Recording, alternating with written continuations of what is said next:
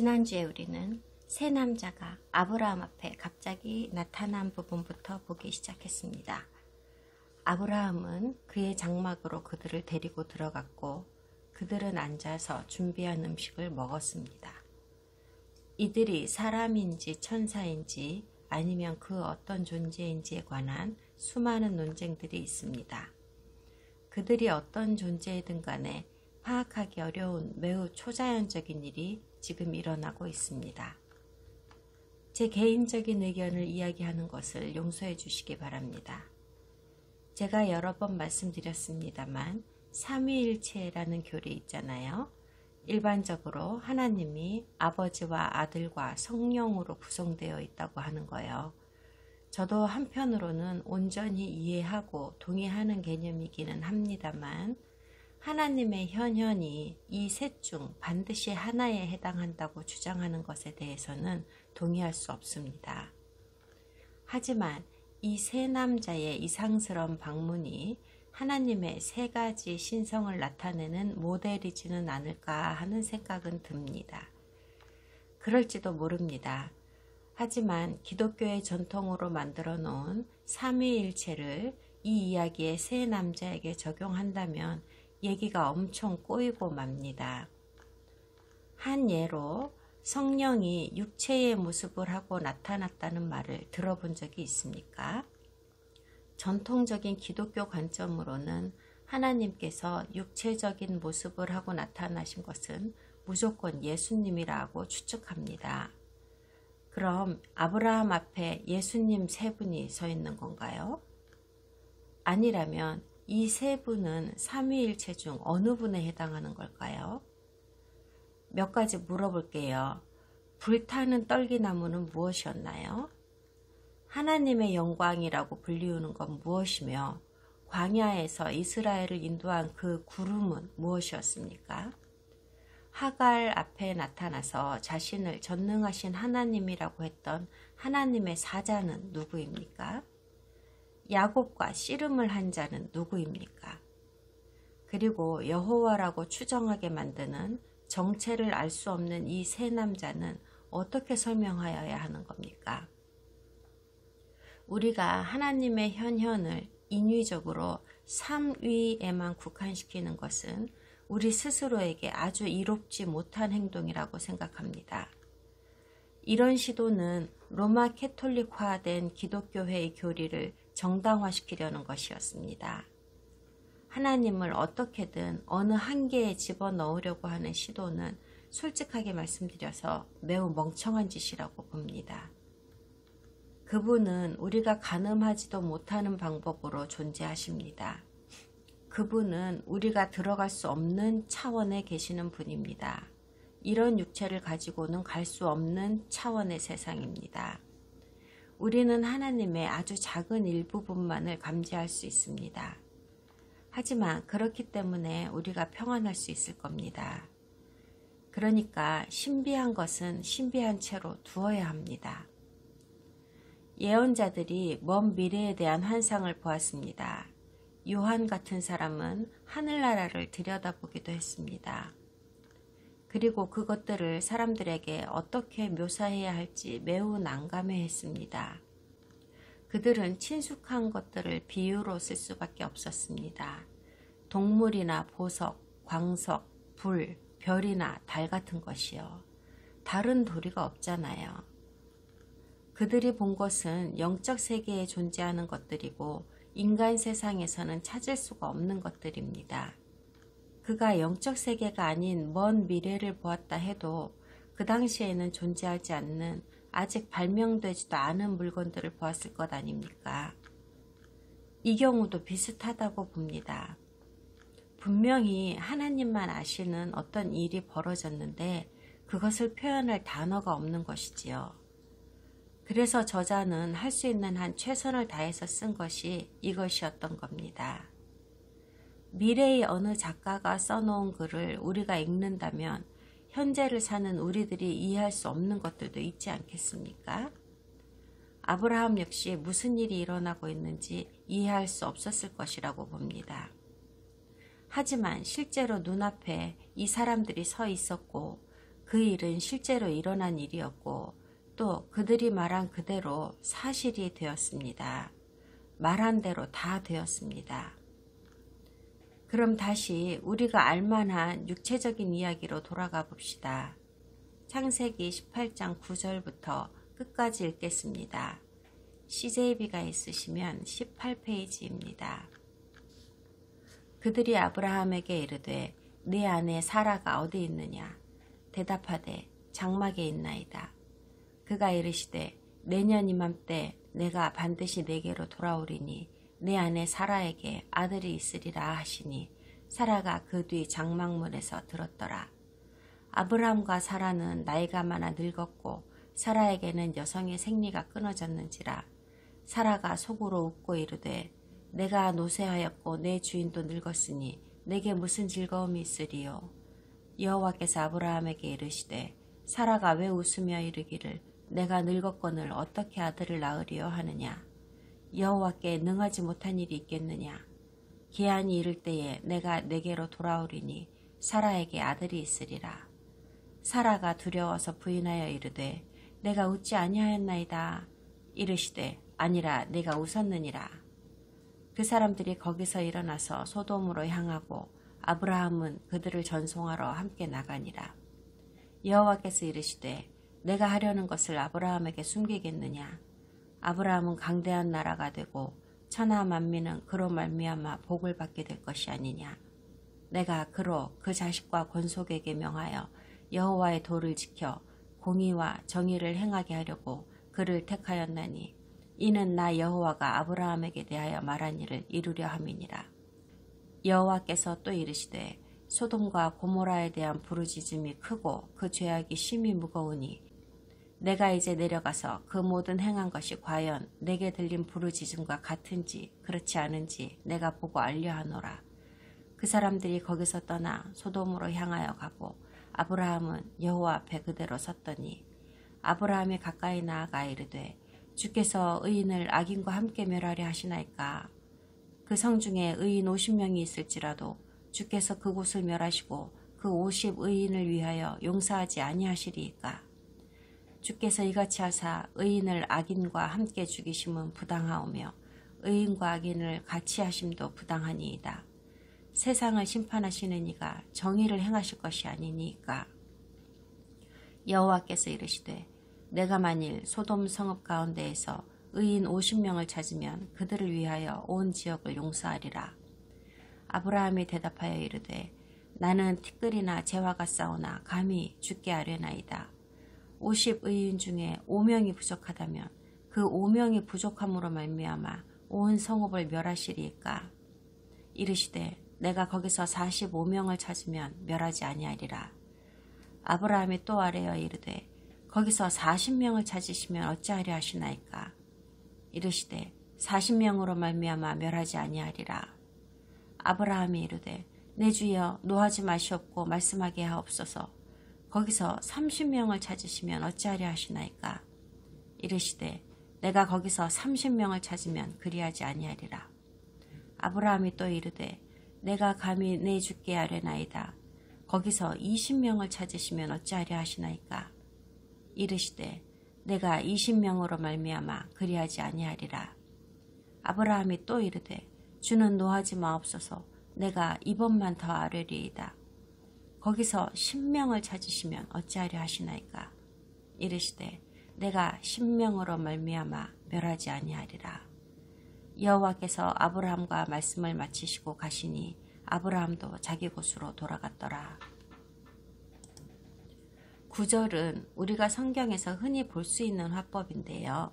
하나님인지 천사인지가 지금 말을 하고 있는데 한 사람이 아브라함에게 묻습니다. 너의 아내 사라가 어디 있느냐? 이건 그냥 하는 말입니다.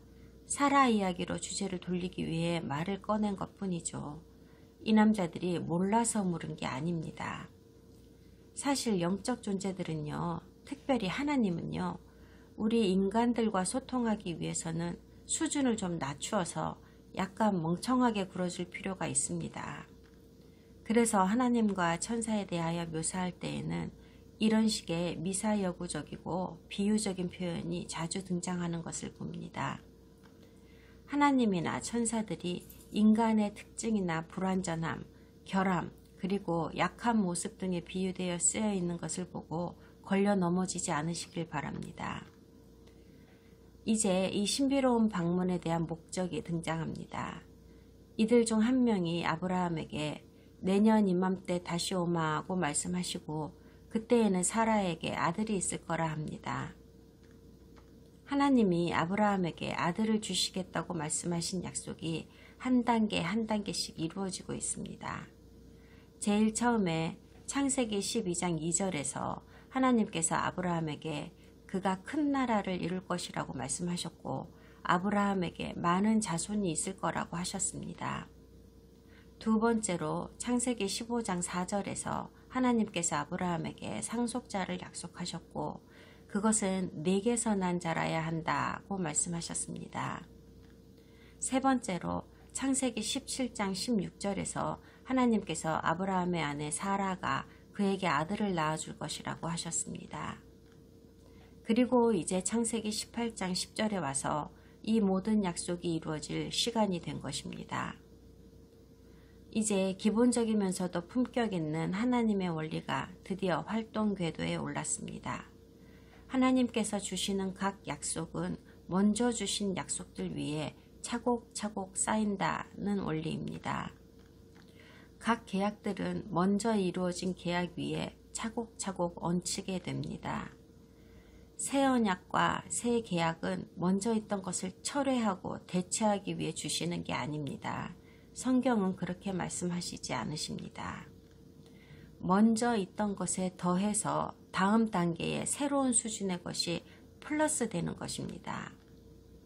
사람이 집을 지을 때 제일 먼저 바닥을 고르게 준비합니다. 준비된 바닥에 기초석을 놓고 골조를 쌓습니다.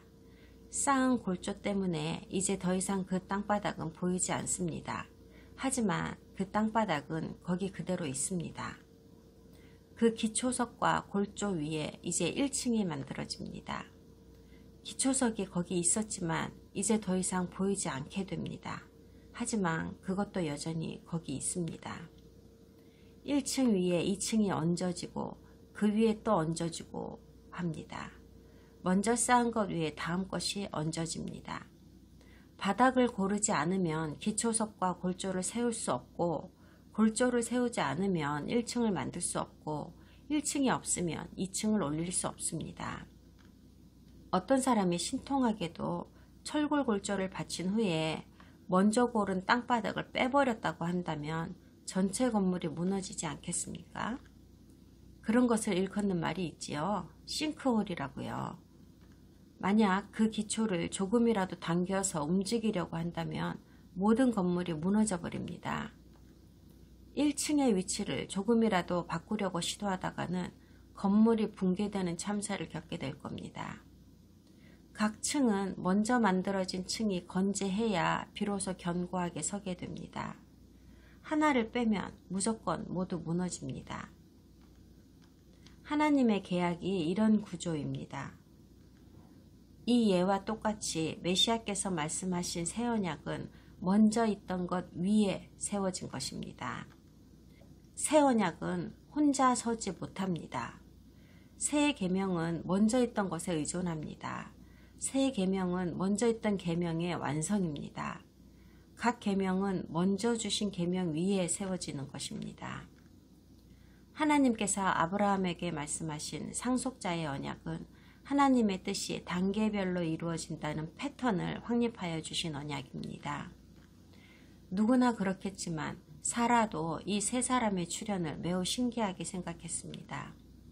그래서 장막벽에다 귀를 대고 들었습니다. 당연히 그랬겠지요. 그리고 무슨 말을 하는지 다 들었습니다. 그녀는 터져나오는 웃음을 가까스로 참아야 했습니다. 이 웃음은 아기를 낳는다는 기쁨에서 나오는 웃음은 절대 아니었습니다. 얘네들이 지금 뭘 하는 거야? 눈은 장식으로 달고 다니나? 사라의 웃음은 조소였던 거죠. 비웃었어요. 큰일 났어요. 여호와께서 말씀하십니다. 사라가 왜 웃냐? 딱 걸렸습니다. 하나님은 사라가 진짜로 아이를 낳을 것이라고 하십니다. 왜요? 그분께서 이미 정하셨으니까요. 그리고 1년 안에 그렇게 된답니다. 사라는 자연스러운 반응을 보입니다. 안 웃었는데요. 하나님은 웃었잖아 라고 하셨습니다. 더 이상한 대화가 이어지지요. 하나님과 사라와의 말장난 이후에 또 다른 장황한 대화가 이어지는데요. 아브라함의 장막에서부터 이 세 사람은 악한 도시 소돔으로 향했는데 아브라함은 잠시 동안 이들을 따라갑니다.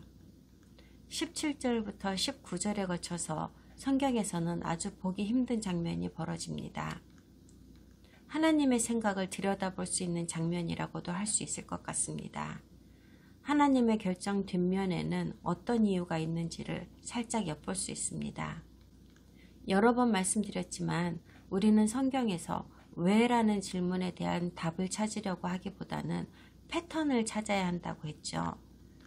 그런데 여기서 성경에서는 거의 등장하지 않는 매우 희귀한 장면이 펼쳐진 겁니다. 왜라는 이유를 설명하시거든요. 하나님께서 왜 소돔과 고모라를 처벌하려고 하시는지 그 이유를 말씀하시는데 아브라함이 뭐라고 하든 하나님의 계획은 이미 세워져 있습니다. 이 대화에서 우리가 눈여겨볼 것은 하나님은 그분의 계획을 인간에게 비밀로 하시지 않는다는 것입니다. 하나님은 심판의 이유를 나라들과 사람들에게 비밀로 하지 않으십니다.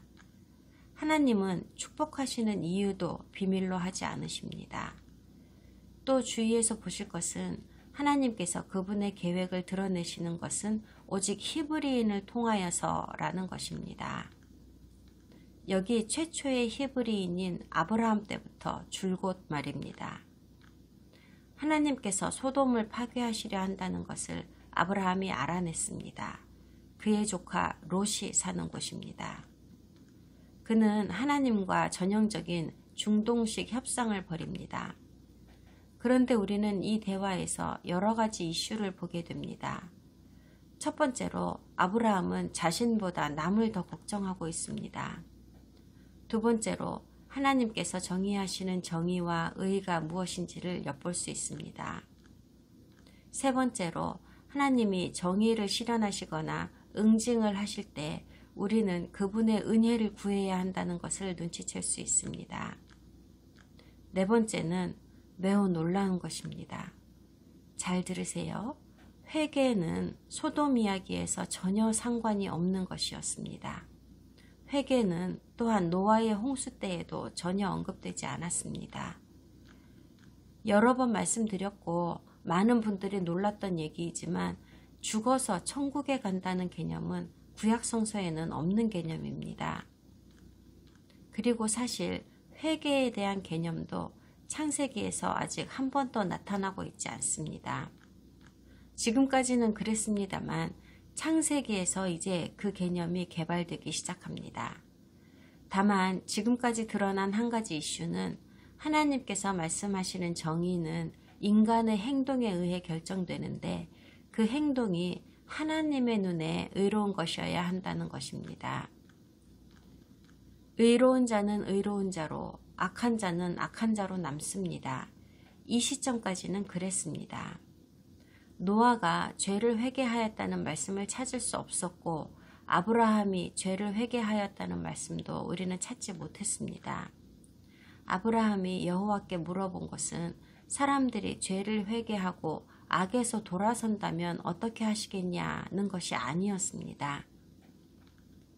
그는 다만 악한 죄를 짓지 않은 사람들이 악한 자들과 함께 심판받는 것에 대해 물었을 뿐입니다. 시내산에서 모세에게 율법을 주시기 훨씬 전에 하나님은 이미 모든 인류에게 범우주적인 표준을 적용하고 계셨다는 말이 되거든요. 유대인은 이 표준을 노아의 7가지 율법이라고 명명했습니다. 그리고 18절을 보면 소돔의 악행은 이 표준을 넘어섰고 규정들을 범했으며 하나님께서 더 이상 참고 봐줄 수가 없는 수준이 되었다는 것을 알 수 있습니다. 넘지 말아야 할 선을 넘음으로 인해 하나님의 진노를 일으킬 수밖에 없게 된 것이죠. 그리고 소돔의 이 죄악이 무엇이냐에 대해서는 신학자들 간의 의견이 분분합니다만 확실한 것은 도덕 교범을 범하고 비도덕적인 짓을 저질렀다는 것입니다. 나중에 롯이 소돔의 악에 대해 일부를 언급하는데요. 그것은 동성애였습니다. 하지만 소돔의 죄악을 일일이 다 열거할 수는 없습니다. 소돔은 5개의 구역 중에서 정부기관들이 위치한 핵심 도시이고 이 도시들은 모두 하나의 법으로 칠이되고 있었습니다. 고모라도 이 5구역 중 하나입니다. 그리고 소돔이라는 이름이 언급되는 것은 소돔이 다른 모든 구역을 대표하는 도시이기 때문입니다. 수도이거든요. 파멸이 임한 것은 이 5개 모든 도시였습니다. 아브라함과 하나님 사이에 이 장황한 언쟁에 대하여 온갖 상징성을 부여하는 설명과 설교와 주석들이 잔뜩 만들어졌습니다. 하지만 전 개인적으로 이 대화에서 하나님의 크신 은혜를 보았습니다. 하나님은 의인을 악인과 함께 멸하시지 않으십니다. 이 대화의 요지가 그것입니다. 그렇죠? 할렐루야, 참 다행입니다. 하나님은 의인을 악인과 함께 멸하시지 않으십니다. 이 말은 하나님께서 그분의 백성을 벌하시기 위하여 대적의 공격을 허락하실 때에도 의인은 죽임을 당하지 않는다는 말이 아닙니다. 하나님의 초자연적인 분노가 임하실 때, 그러니까 대홍수나 소돔과 고모라의 불의 재앙 같은 것으로는 하나님께서 의인을 악인과 함께 멸하시지 않는다는 뜻입니다. 하나님께서 재앙을 내리시는 것과 하나님께서 나쁜 일이 일어나게 허락하시는 것과는 아주 큰 차이가 있습니다. 예를 들면 샌프란시스코에 아주 큰 지진이 일어났다고 합시다. 9.0 정도의 규모로 도시 하나를 완전히 파괴하고 수만 명이 죽었다고 칩시다. 사실 오늘날의 샌프란시스코는 소돔과 고모라 같아서 극도로 비도덕적이고 악한 도시가 되었습니다. 그렇다고 해서 9.0 규모의 지진이 일어난 것을 하나님의 진노라고 볼 수 있을까요? 이 지진은 하나님께서 허락하셔서 일어난 것이라고 보아야지 여호와 하나님께서 직접 치신 것이라고 보기는 어렵다는 겁니다. 수세기 동안 그러했듯이 이런 대재앙에서는 의로운 사람들도 악한 자들과 함께 죽습니다. 지진 단층은 수만 년 동안 존재해왔고 그 규모도 단층 선에 따라 다르게 계속 일어나고 있습니다. 그리고 그 단층 위에 사람들이 잔뜩 살고 있죠. 그리고 일어날 지진이 일어나는 것입니다. 하나님의 진노는 하나님께서 직접 재앙을 내리시는 것을 말합니다. 이런 재앙은 매우 독특합니다. 이것은 자연적으로 일어나는 현상과는 아주 상이한 것입니다. 대홍수 같은 것이 그것입니다. 소돔과 고모라의 파괴가 그것이고요. 그리고 가까운 미래에 세상의 끝에 지구상의 사람들이 전혀 보지 못한 현상이 일어날 겁니다. 그리고 성경은 그 재앙을 하나님께서 직접 내리시는 심판이라고 말씀하십니다. 그런데 이런 하나님의 진노는 반드시 미리 경고하여 주신다고 성경은 말씀하십니다.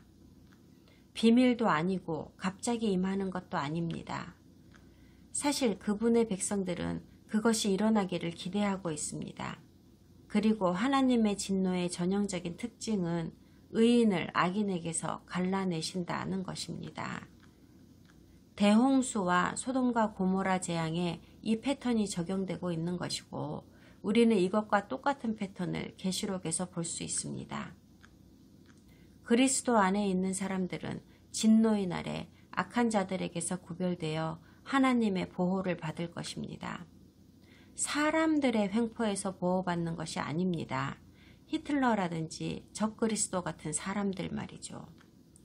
자연의 재앙으로부터도 아닙니다. 하나님께서 내리시는 초자연적인 진노에서 보호받는 것입니다. 이것이 하나님의 행하시는 패턴이며 우리가 의지해야 할 것입니다.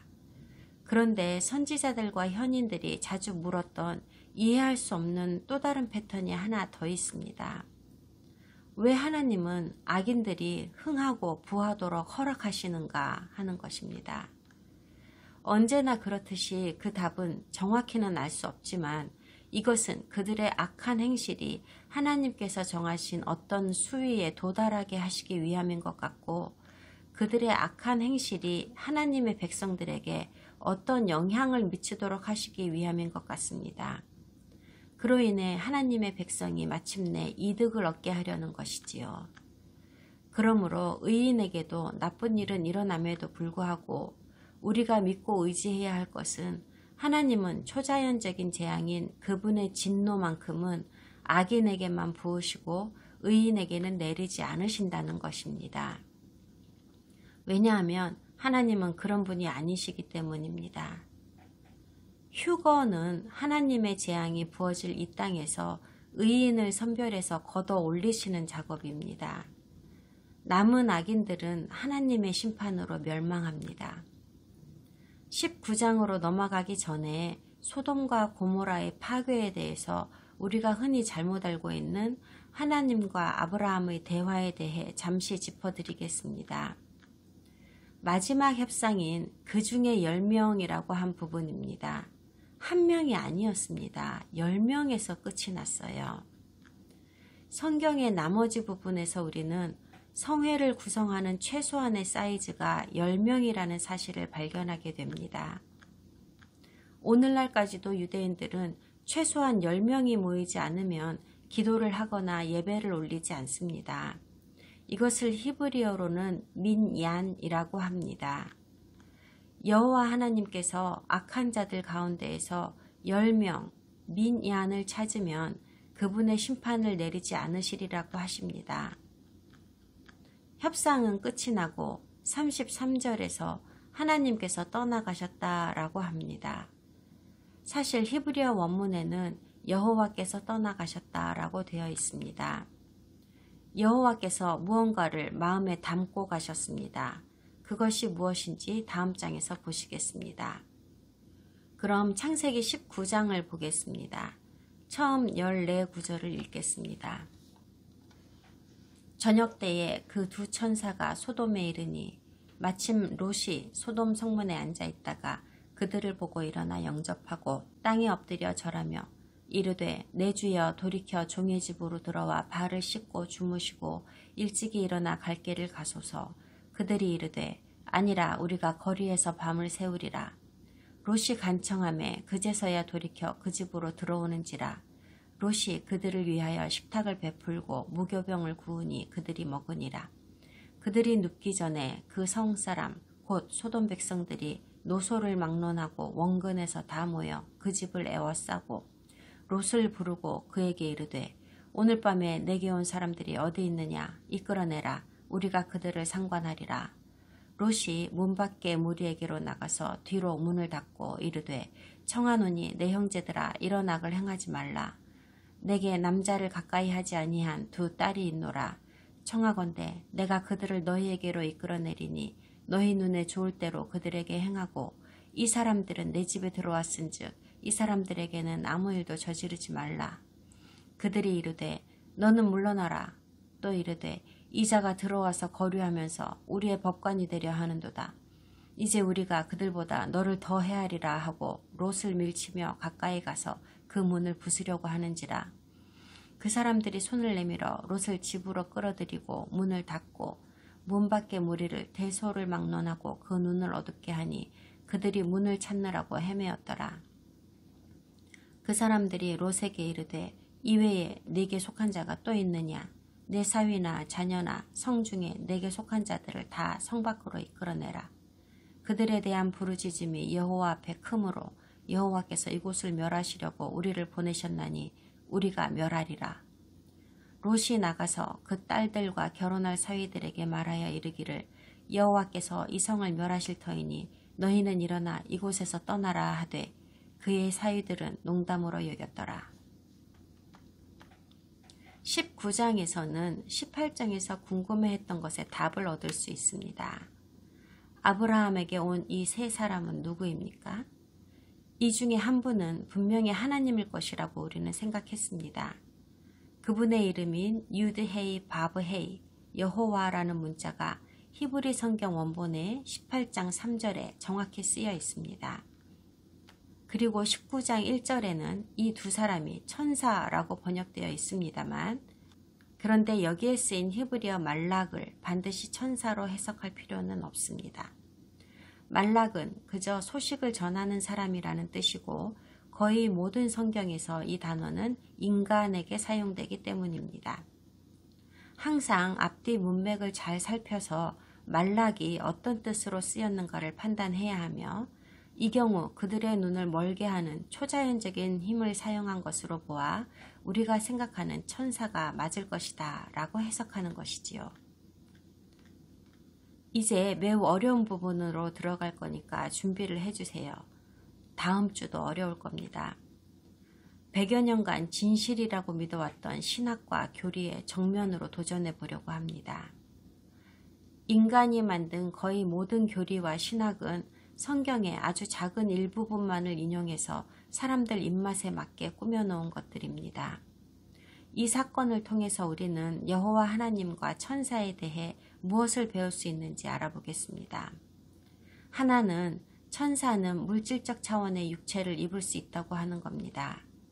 사실 성경에 따르면 천사는 사람들과 소통하기 위하여 통상적으로 사람의 모습을 한다는 것을 알 수 있습니다.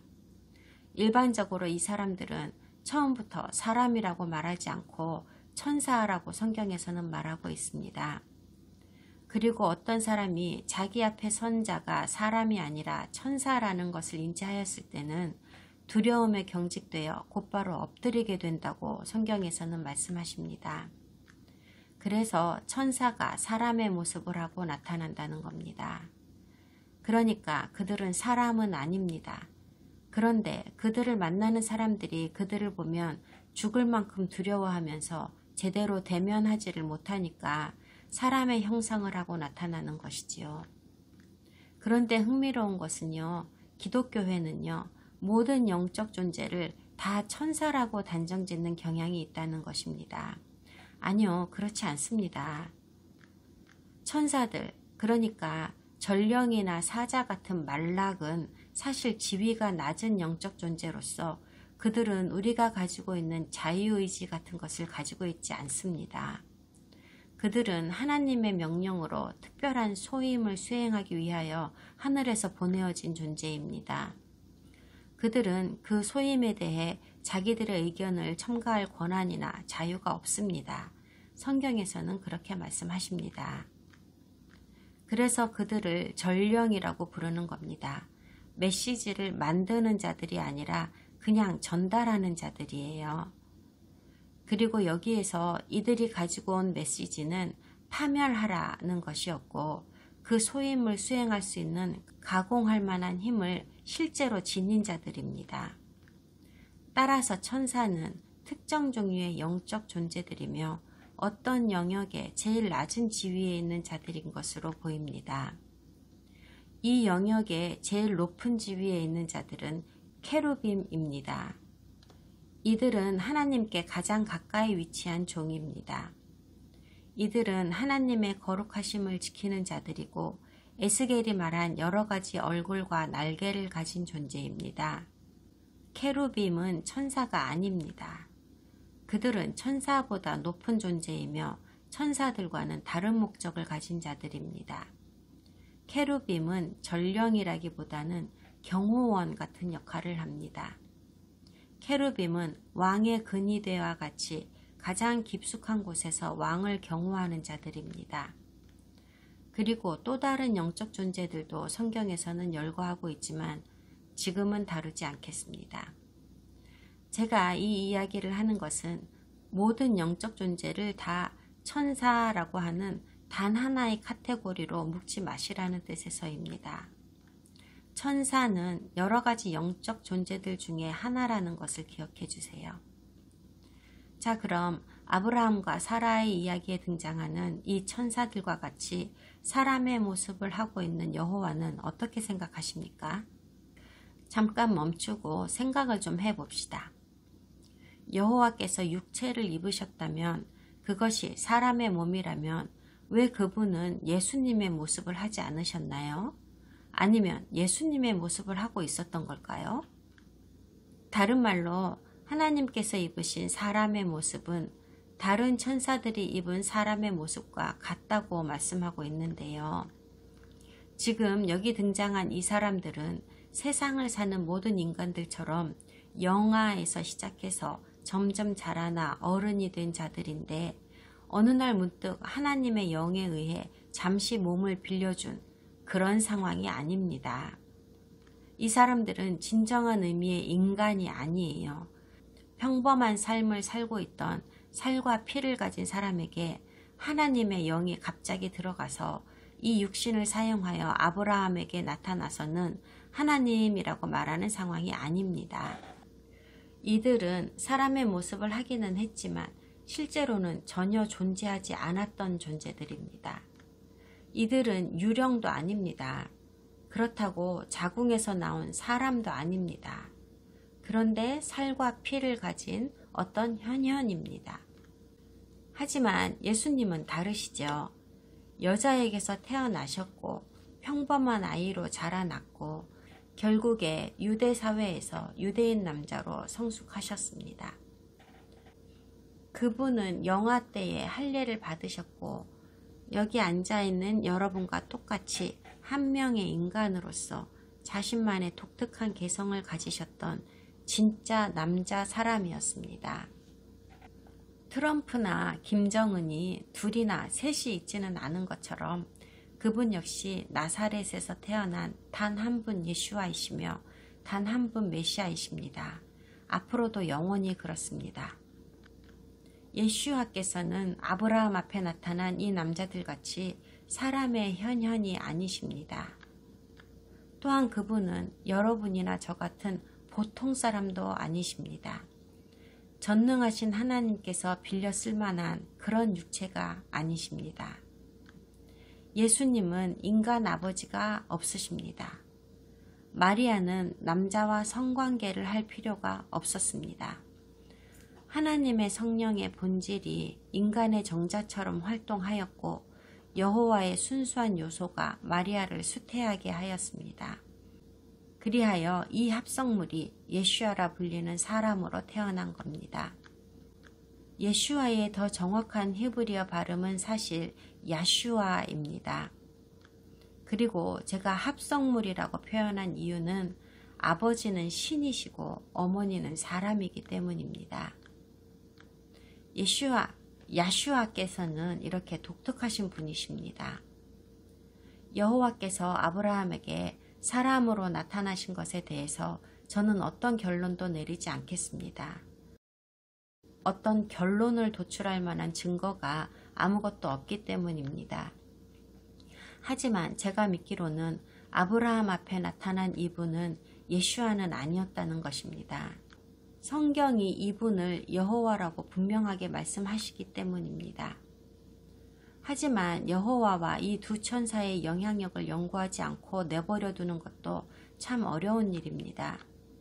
아브라함과 여호와, 두 천사에 대한 이야기가 현대교회에서 만들어낸 삼위일체라고 하는 개념과 맞물려 있지만 사실 이런 개념은 초대교회 시절에는 없었던 것입니다. 하나님을 설명하기 위하여 현대교회는 하나님이 삼위로 구성되어 있다라고 합니다. 이 세 사람 컨셉은 공상과학 소설 같은 데서 전능하신 하나님의 모습을 묘사할 때 주로 인용되고 있는데요. 인디펜던스 데이 같은 영화를 보면 모체가 되는 우주선이 있습니다. 성경으로 말하자면 아버지 하나님 같은 겁니다. 이것이 지구에서 멀리 떨어진 곳에 떠 있으면서 여러 개의 작은 유기체들을 지구로 보내고 이것들은 모체가 되는 우주선과 유기적으로 연결되어 있으며 이 모체는 사령탑 같은 역할을 하며 작은 개체들을 통제하는 모습으로 묘사됩니다. 그리고 이 작은 존재들은 모체가 가진 권력과 힘을 그대로 가지면서 사람의 모습 같은 여러 가지 모습으로 변형되어 인류와 소통을 하게 됩니다. 물론 이 각각의 유기체들은 언제나 모선과 연결되어 있어서 사실 모선의 뜻대로 사람들과 소통하는 것이지요. 저는 이런 식의 묘사가 하나님을 이해하는 데 도움이 된다고 생각하지 않습니다. 우리의 근본적인 문제는 우리가 이 3차원이라는 공간에 갇혀 있다는 이유로, 사실 4차원이죠. 하나님을 우리가 생각할 수 있는 수준 안에서 여러 조각으로 나누고 또 하나로 합치고 하는 시도를 하는 것에 있다고 생각합니다. 우리의 차원으로는, 아니 적어도 저의 차원으로는요, 한 분이 어떨 때는 한 분이 아니라는 개념이 이해되지 않습니다. 이해되는 분이 계신다면 네, 그냥 이해하세요. 예수와께서는 어떻게 사람이기도 하고 동시에 하나님이기도 할 수가 있습니까? 예수와께서는 어떻게 지구 위에 계시면서 동시에 하늘에 계시는 하나님이 될 수도 있습니까? 예수와께서는 어떻게 여호와께 복종하실 수가 있으며 네가 나를 보았으니 하나님을 보았다 라고 말씀하실 수가 있는 겁니까? 예수와께서 엄청난 말씀을 하셨지요. 일부분을 보았으니 전체를 본 것이다 라고요. 예수와께서 이 땅에 계실 때는 하나님은 하늘에 계시지 않았습니까?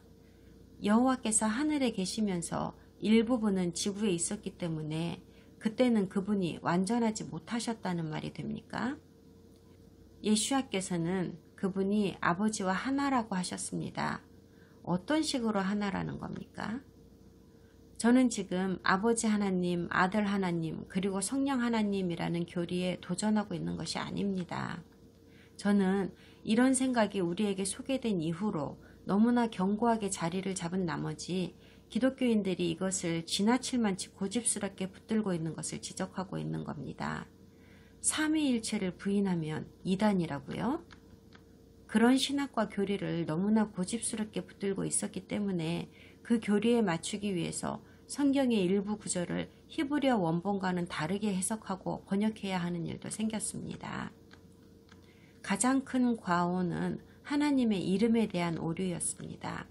저와 시간을 오래 한 분들은 구약성서에서 하나님의 이름인 유드헤이 바브헤이, 즉 여호와라는 이름이 6,000번 이상이나 쓰였다는 것을 아실 겁니다. 히브리어 성경 원본은 하나님의 공식적인 이름이 여호와, 야훼, 예후베라고 명확하게 말씀하십니다. 오래전에 카톨릭 이방인 교회는 예후베, 여호와라는 이름을 자호바, 야훼라고 바꾸어서 부르기 시작했습니다. 유드헤이 바브헤이를 여호와라고 부르는 게 맞는지 야훼라고 부르는 게 맞는지 이런 건 중요하지 않습니다. 정작 중요한 건 여러분이 성경을 펼쳐서 읽으시면 겨우 아주 조금 여호와, 예후베 혹은 야훼라는 이름을 찾을 수 있다는 것입니다. 어떤 버전의 성경은 겨우 10번 정도밖에 하나님의 이름이 나오지 않습니다. 혹은 100번 정도 나오는 버전도 있고요.